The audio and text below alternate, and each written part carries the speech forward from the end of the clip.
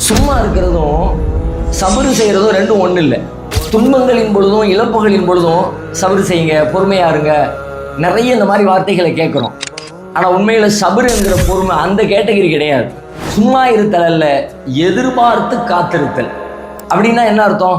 இப்போ உள்ள நிலைமையை ஆராய்ச்சி செய்து கொண்டிருத்தல், இந்த நிலைமை மாறும் என்கிற நம்பிக்கையோடு இருத்தல். இரவு வருகிறது, இருட்டா இருக்குதா, என்ன பண்றதுன்னு தெரியலையே என்று புலம்புவதை விட விடியும் என்கிற நம்பிக்கையோடு விடிந்த பிறகு என்ன செய்ய வேண்டும் என்கிற உணர்வோடு அமர்ந்திருக்க வேண்டும். அப்பதான் விடிஞ்ச உடனே வேலை செய்கிற பணியாளர்களாக நாம் மாறுவோம். இது சாதாரணமாக எல்லாருக்கும் சாத்தியம் இல்லை. இதற்கு ஒரு பயிற்சி தேவை, இது ஒரு தரமான மனப்பக்குவமும் தேவை. அதைத்தான் குர்ஆன் இப்படி சொல்கிறது, யா அய்யுஹல்லதீன ஆமனூ இஸ்தஈனூ பிஸ்ஸப்ரி வஸ்ஸலா. இறை நம்பிக்கையாளர்களே, நீங்கள் தொழுகையின் மூலமும் சபர் என்கிற பொறுமையின் மூலமும் உதவி தேடுங்கள். வ இன்னஹா லகபீரத்துன் இல்லா அலல் காஷிஈன்.